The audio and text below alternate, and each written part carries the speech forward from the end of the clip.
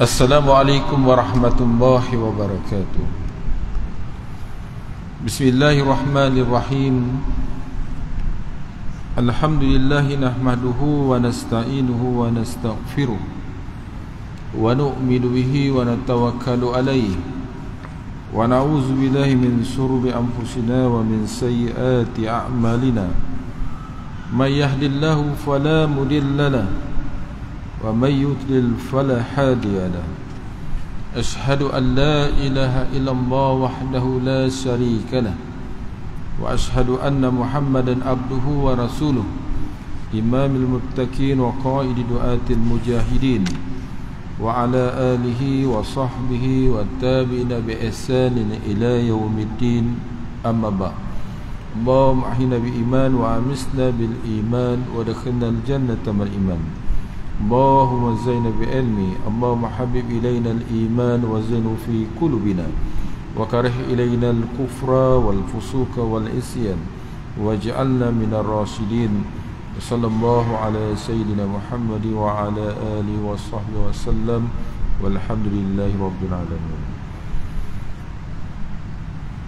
Alhamdulillah, kita dapat lagi menyambung pengajian kita melalui kitab Bidayatul Hidayah, yakni permulaan jalan hidayah, yang telah pun dikarang oleh Imam Ghazali rahimahullah, dengan kita menggunakan kitab yang telah pun diterjemahkan dalam bahasa Melayu kita oleh almarhum Syekh Ahmad Fahmi Zamzam, nafa'anallah bi ulumihim fi daraini amin.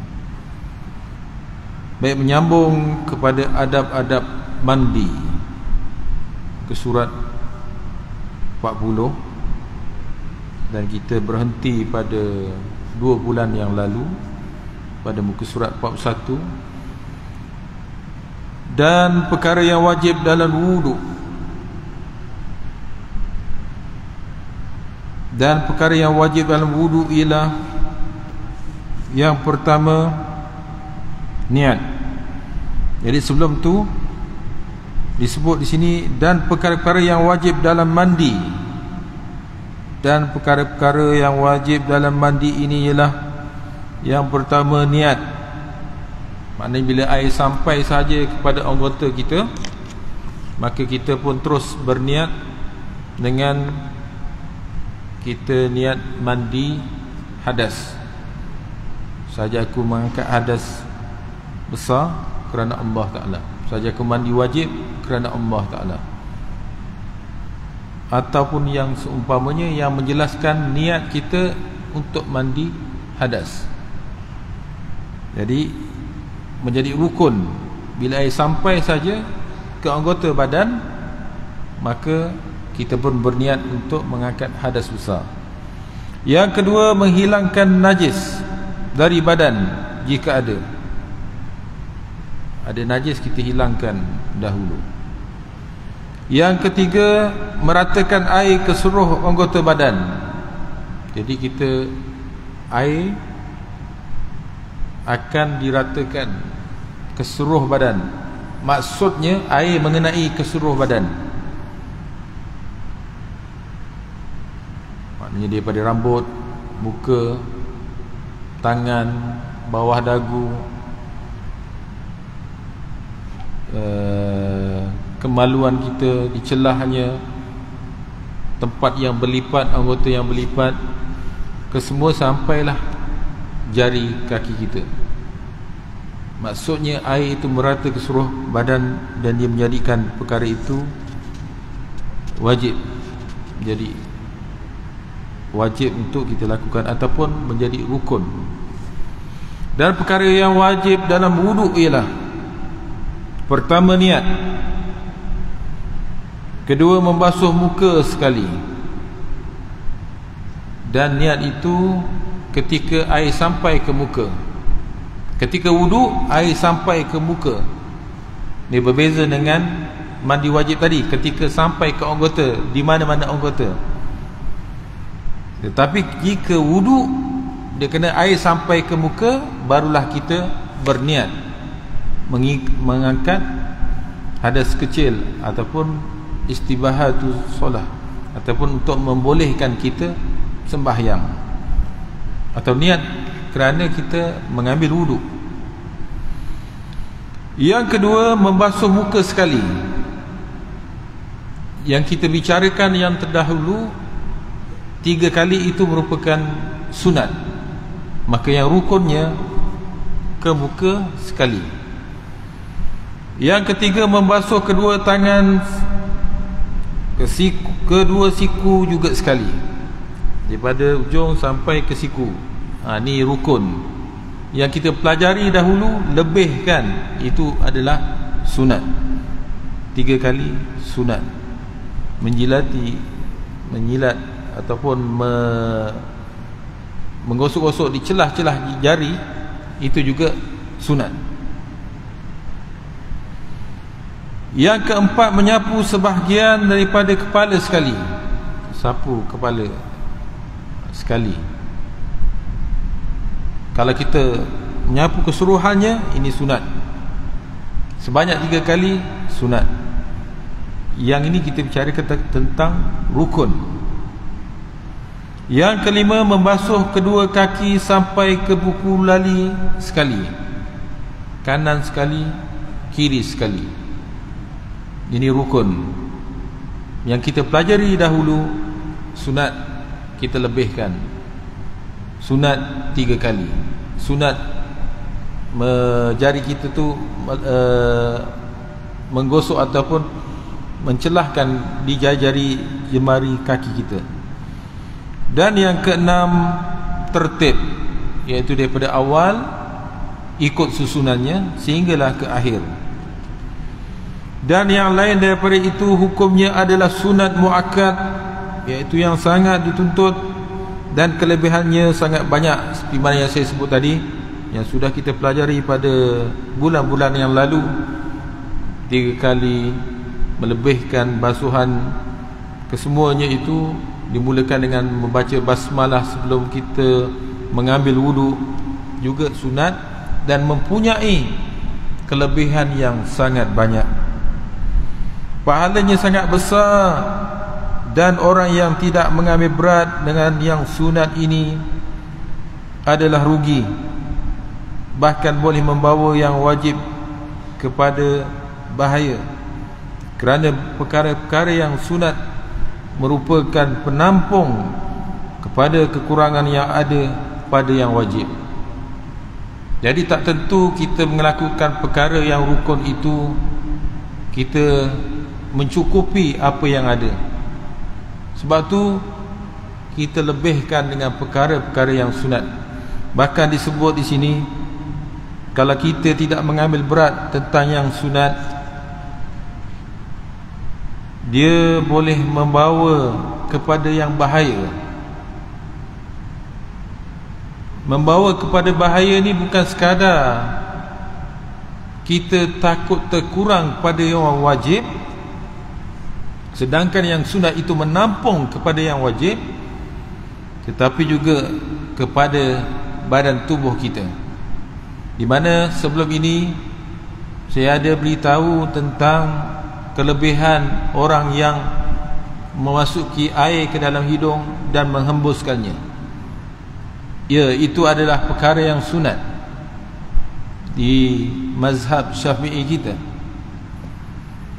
Tetapi dalam kitab ulama juga membahaskan betapa pentingnya ia merupakan suatu penjagaan sebelum terkenanya penyakit zukam. Penyakit zukam ni adalah selsema. Jadi kita faham dulu selsema tu hanya air hingus itu keluar, kita selsema, kita faham gitu saja. Rupanya penyakit selsema ni pelbagai di mutakhir ini. Dulu pernah kita dengar selsema burung, H1N1. Ada penyakit COVID-19 yang akhirnya kita disarankan untuk menggunakan topeng, menggunakan mask supaya kita dapat menghidu udara dengan kita mengawal daripada perkara-perkara ataupun bakteria yang boleh melekat ke dalam hidung kita yang sehingga kita menyebabkan penyakit.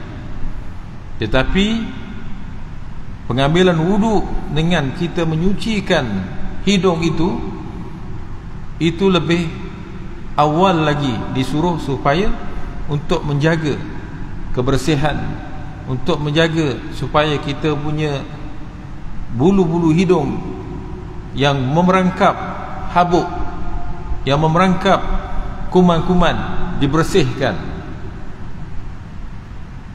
Jadi kita dapat menghidu dengan filter ataupun bulu hidung itu berfungsi sebagai filter yang dapat menapis dengan tapisan yang baik. Dia macam aircon lah. Banyak sangat habuk, dia tak boleh dah memberikan pengudaraan yang baik. Kita kena servis, kena baiki, kena cuci. Begitu juga kita manusia. Begitu juga basuh tangan. Awal lagi basuh tangan. Sunat hukumnya. Rupanya masa COVID-19, Kementerian Kesihatan dan pelbagai mensyarahat maknanya memberitahu tentang bagaimana untuk mencuci tangan, bersih sini, bersih sini, kemudian tangan atas bersih tangan yang atas, yang bawah. Bayangkanlah lepas tu basuh ni ambil masa beberapa minit tu. Kita lebih awal pengambilan wuduk ini diajar begitu. Kalaulah maknanya kita jaga kesihatan dengan kita memahami wuduk itu menjaga kesihatan pada diri kita, maka kita telah pun mengambil berat tentang anggota badan tubuh kita yang kita menghalang daripada bahaya yang ataupun kesakitan ataupun perkara-perkara yang mendatangkan keburukan pada badan tubuh kita. Baik, seterusnya yang kelima, adab-adab bertayamum. Apabila engkau tidak dapat menggunakan air kerana pertama ketiadaan air, sesudah berusaha mencarinya. Maksudnya kalau kita rasa di masjid itu ada kolam, dalam kolam tu ada air, lepas tu kita pun pergi rupanya di masjid kolamnya kosong, sudah pun habis airnya. Kita teringat di parit sana ada air, kita pergi pun kering kontang juga. Artinya sesudah kita berusaha mencari air, tiada air di kawasan yang berhampiran dengan kita, maka kita boleh mengubahnya dengan cara bertayamum. Yang kedua, atau sebab uzur sakit, umpamanya badan itu terbakar dan doktor memberitahu bahawa tidak boleh dikenakan air. Kalau kena air nanti lambat baiknya, lambat untuk sembuhnya. Doktor sarankan jangan gunakan air, mandi tak boleh, basuh tak boleh. Jadi maka ketika itu kita boleh mengubahnya dengan cara bertayamum. Ketiga, atau ada halangan daripada sampai mencapai air disebabkan adanya binatang buas atau sebab ditahan di dalam penjara.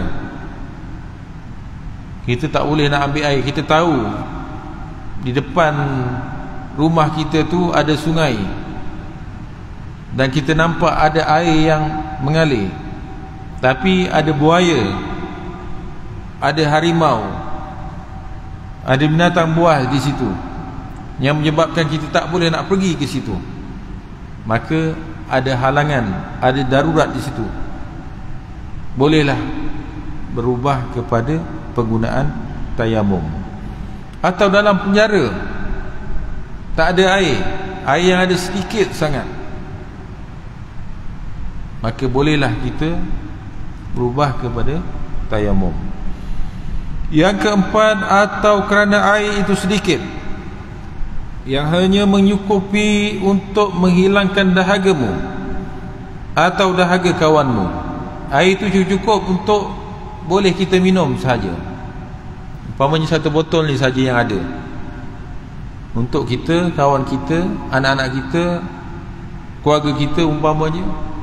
Kalau kita guna lain, kita dahaga, kita kehausan, tiada air lagi yang boleh untuk kita mencukupi kepada kehidupan kita, maka ketika itu bolehlah daripada mengangkat hadas kecil ataupun hadas besar tadi, berubah kepada penggunaan tayamum. Yang kelima, atau kerana air itu milik orang lain yang dia tidak mahu menjualnya kecuali dengan harga yang lebih mahal daripada harga biasa. Dia nak jual boleh, tapi dengan harga yang mahal, sebab tak banyak air yang ada, jadi harga melambung tinggi. Bila harga melambung tinggi, ada orang yang mampu beli, ada orang tak mampu beli. Kepada yang tak mampu beli, kerana harga air itu tinggi.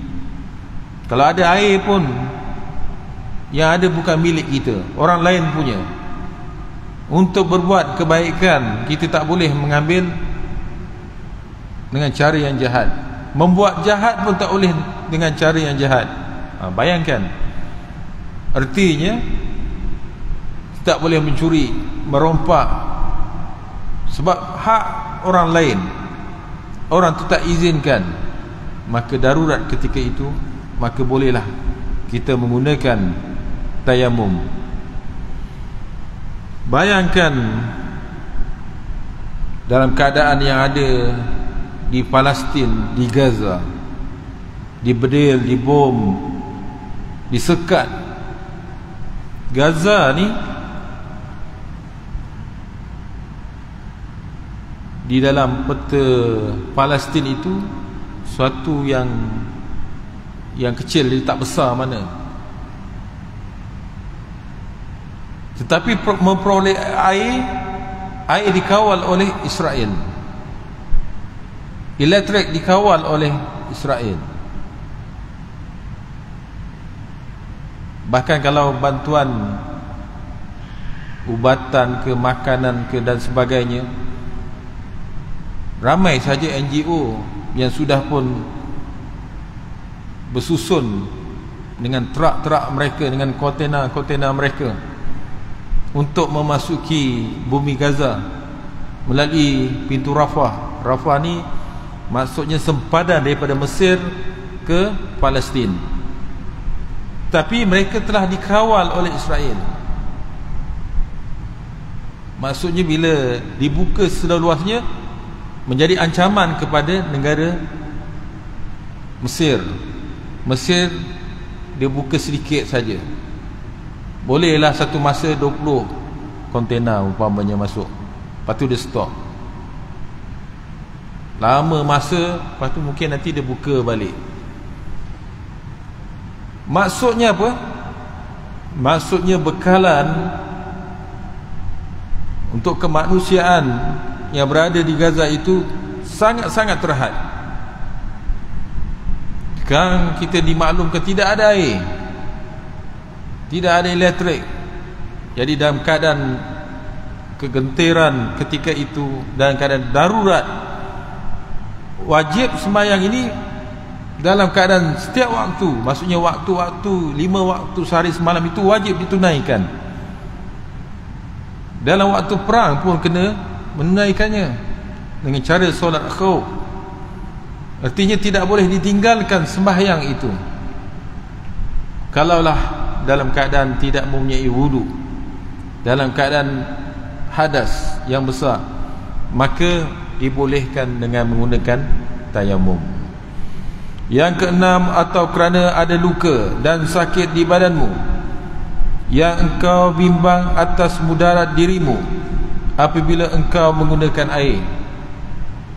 Badan luka seperti mana yang tadi terbakar atau luka tak boleh kena air, maka kita boleh menggantikannya dengan kita bertayamum.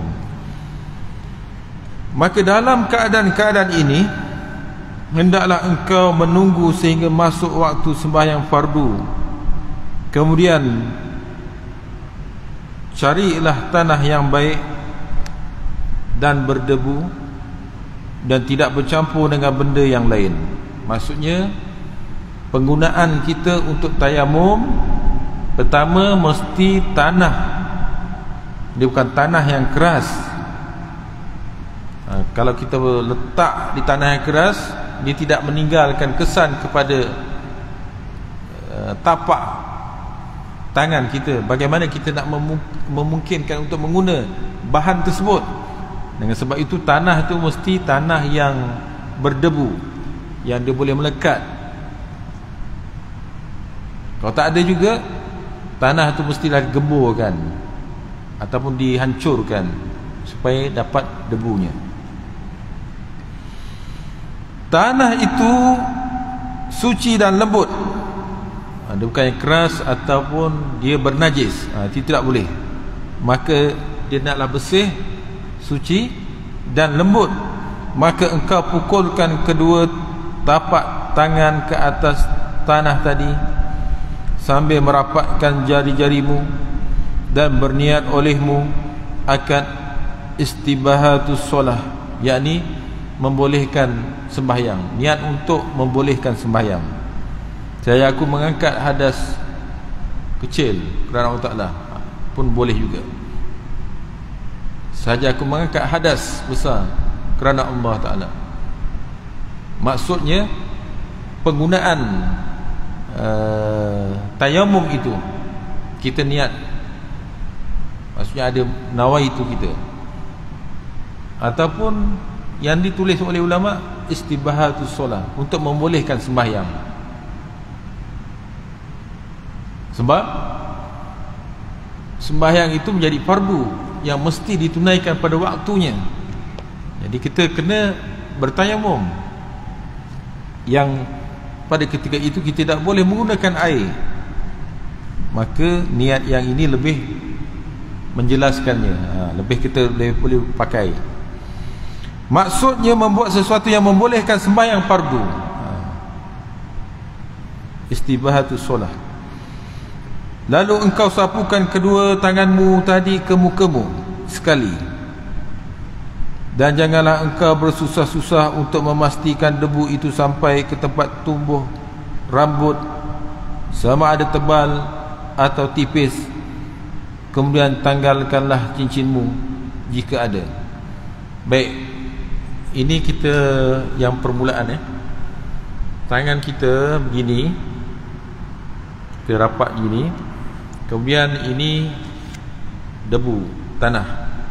Kemudian kita empukkan, maksudnya kita letakkan tangan kita, dan kita angkat, dan kita, ini apa namanya, menyampaikan jari tepuk tangan yang kanan ini kepada tangan yang kiri, supaya ada debu-debu yang kasar itu jatuh ke bawah, ataupun ada pasir ke, ataupun batu-batu ke, dijatuh ke bawah. Yang tinggal hanya debu tanah saja. Kemudian kita pun bertayamum dengan niat istibahatus solah, dengan niat saja aku mengangkat tayamum membolehkan sembahyang. Sapu. Tak payah kita risau yang belah sini masuk air ke sini tak. Kalau tu air lah kan, istilahnya debu ni sampai ke tidak kepada ini kawasan yang kita, tak perlu risau. Pergerakan kita dengan debu yang ada di tangan itu sudah mencukupi. Gitu. Selesai. Kemudian jika ada cincin, kita tanggalkan, disunat. Kemudian engkau pukulkan pula kedua tanganmu ke atas tanah sambil meregangkan di antara jari-jarimu, dan sapukanlah akan kedua tanganmu sehingga sampai pada kedua sikumu. Jikalau dua pukulan ini masih belum mencukupi, maka pukulkanlah pula tanganmu ke atas tanah sehingga dapat engkau menyapu tanganmu dengan sempurna. Kemudian sapukanlah satu tapak tangan dengan tapak tangan yang lain, dan selangkanlah jari-jarimu, jari-jari tanganmu untuk menyapu di celah-celah jarimu. Jadi artinya apa? Kalau jam kita tanggalkan, kemudian kita empukkan lagi ke tanah, kemudian kita angkat dan kita buat seperti mana yang pertama tadi. Kemudian ini kita dah sensingkanlah awal-awal. Kemudian bila kita dah buat begini, yang tangan ini, tapak yang kiri ini kita letakkan di belakang tapak tangan yang kanan, dan kita sapu sampai ke siku. Kita pusingkan dan sampai ke sini. Selesai. Berbaki tapak kita ini kita tak usik, sebab sampai sini je kita pun selesai. Tapak yang ada ini kita taruh di atas belakang tapak tangan kiri pula. Kemudian kita sapukan sampai ke siku, pusing dan sampai ke sini. Baik, selesai. Kita sudah dinamakan selesai bertayamum. Jadi bila kita sudah selesai bertayamum, bolehlah kita melakukan ibadah solat. Dan sembahyanglah engkau dengan sekali tayamum ini akan sekali sembahyang yang fardu, dan beberapa sahaja yang engkau sukai daripada sembahyang sunat. Dan apabila engkau berkehendak pula membuat sembahyang fardu yang lain, maka perbuatkanlah olehmu tayamum yang baru. Ni apa maksudnya? Maksudnya sekali tayamum yang tadi membolehkan kita sembahyang satu fardu. Contoh, kita sembahyang maghrib tadi, selesai sembahyang maghrib, kita nak sembahyang sunat ba'diyah, kita boleh sembahyang sunat ba'diyah. Selepas sembahyang ba'diyah, kita nak sembahyang solat sunat hajat umpamanya, kita boleh sembahyang sunat hajat. Dan apa-apa sembahyang yang berkait dengan sembahyang sunat kita boleh buat. Tiba waktu isyak dan kemudian nak sembahyang isyak, yang itulah maknanya kita kena mengambil tayamum sekali lagi, kerana tayamum ini untuk satu solat yang fardu.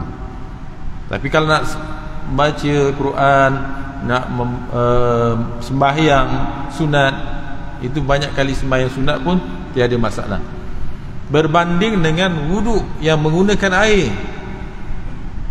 Kita tadi dah berwuduk, sembahyang maghrib sudah, sembahyang pula dengan sembahyang sunat, sembahyang sunat lagi, sembahyang sunat lagi. Kemudian dah sampai waktu isyak, azan sudah kumandang, kita boleh sembahyang qabliyah pula. Kemudian sembahyang isyak, kita boleh sembahyang isyak terus tanpa mengambil wuduk lagi. Sebab itu ada perbezaan dengan tayamum. Tayamum hanya untuk satu solat fardu sahaja. Adapun bagi wuduk ini sehingga kita batal lah maksudnya. Baik, yang keenam, adab-adab pergi ke masjid. Apabila engkau telah selesai daripada bersuci, maka sembahyanglah di rumahmu 2 rakaat sunat subuh jikalau fajar telah terbit, seperti apa yang telah dibuat oleh Rasulullah sallallahu alaihi wasallam. Kemudian pergilah ke masjid, dan jangan sekali-kali engkau meninggalkan sembahyang berjemaah, apakah lagi, apatah lagi sembahyang subuh, kerana sembahyang berjamaah itu melebihi daripada sembahyang sendirian 27 darjat. Jikalau engkau mempermudahkan perkara seperti ini dan tidak mahu merebut keuntungan yang besar ini, maka apalah faedahnya engkau bersusah payah mencari ilmu, kerana tujuan mencari ilmu itu hanyalah untuk diamalkan. Baik, Imam Ghazali ni memang dia menitik beratkan tentang pelakuan perkara-perkara sunat. Di awal kitab ini kita telah pun memahami kehendak pengarang Imam Ghazali rahimahullah yang menyatakan bahawa yang rukun, yang fardu, yang wajib itu seumpama modal dibandingkan, maksudnya dimisalkan dengan seorang yang berniaga. Yang fardu ni umpama modal, dan orang yang berniaga bukan sekadar modal kemudian habis modal, tapi orang yang berniaga ni mahukan keuntungan.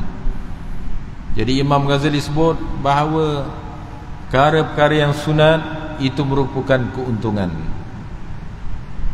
Jadi kejarlah perkara-perkara yang sunat. Jadi adab untuk pergi ke masjid waktu subuh tu, bila sudah azan, solat sunat qabliyah ataupun sunat sebelum subuh. Jadi Rasulullah buat di rumah, melakukan di rumah, kemudian baru ke masjid. Tiada masalah kalau kita pergi ke masjid dan kita melakukan sembahyang sunat qabliyahnya di masjid, tiada masalah. Tapi sunnah Rasulullah buat di rumah. Ini menunjukkan apa?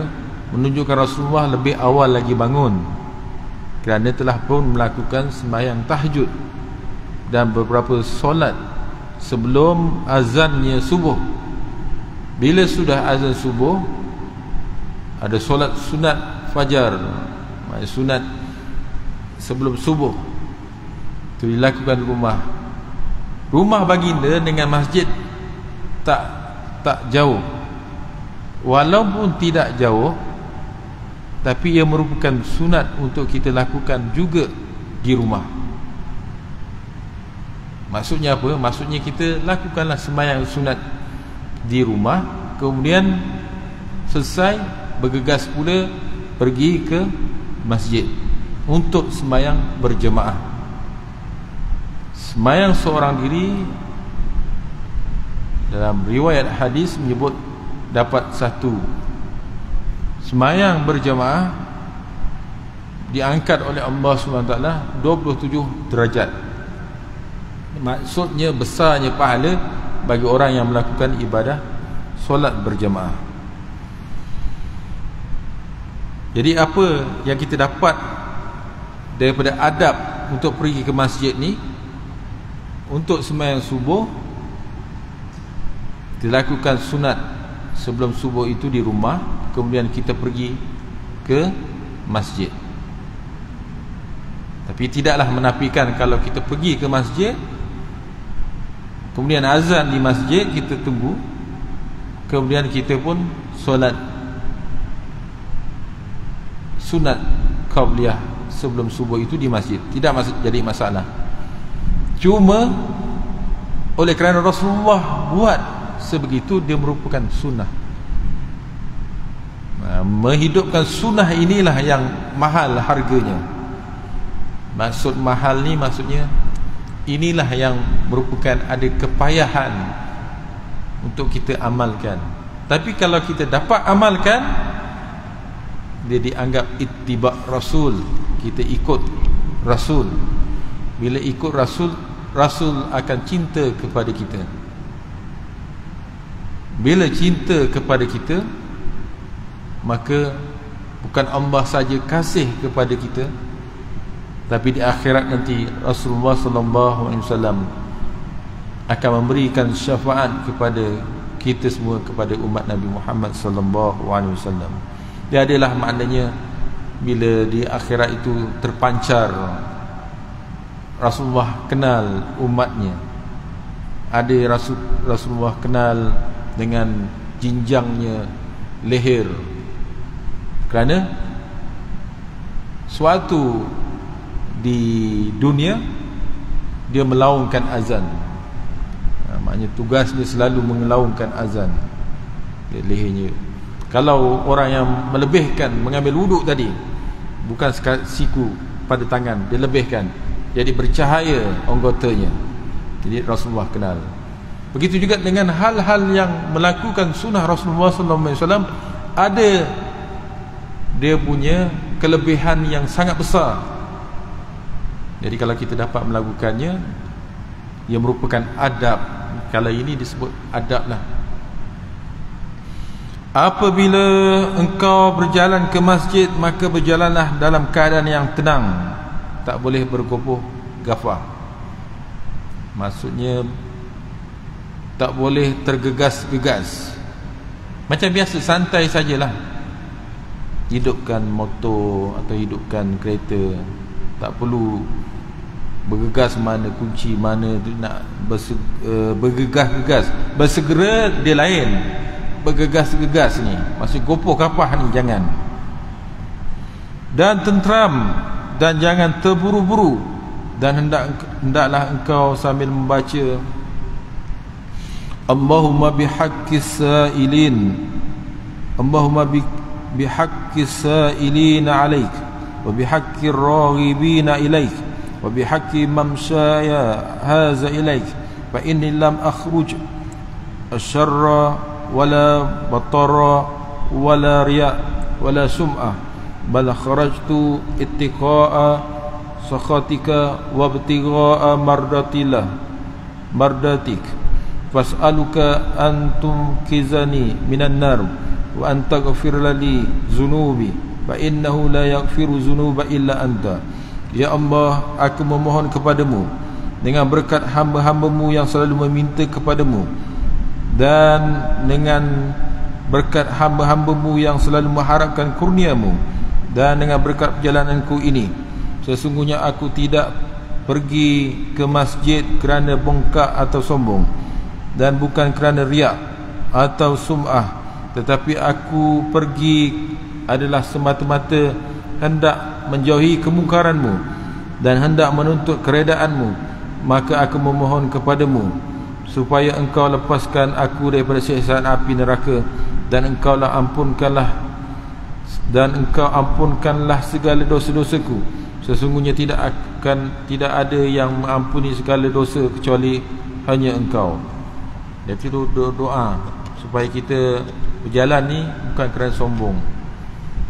Tengok jiran sebelah, tengok kiri kanan jiran, tutup lampu lagi, tak pergi ke masjid. Kita je seorang pergi ke masjid, berasa ujub dah. Kalau ada yang pergi, ada mereka pergi ke kerja, kita pergi ke masjid, berasa riak dah kita, berasa kita sajalah yang pergi ke masjid. Jangan begitu. Hanya kita pergi ni lillahi ta'ala, kerana Allah subhanahu wa ta'ala. Baik, kita berhenti setakat ni. Wallahu alam. Bismillahirrahmanirrahim. Alhamdulillahirabbil alamin, wassalatu wassalam ala asrafil anbiya'i wal mursalin wa ala alihi washabihi ajmain. Allahumma ij'alna minal ladzina yastami'una al-qawla fayattabi'una ahsanah. Rabbana atina fid dunya hasanah wa fil akhirati hasanah wa qina azaban nar. Sallallahu ala sayyidina Muhammad wa ala alihi washabihi wasallam. Walhamdulillahi rabbil alamin. Taqabbalallahu minkum minna wa minkum taqabbalal karim. Assalamualaikum warahmatullahi wabarakatuh.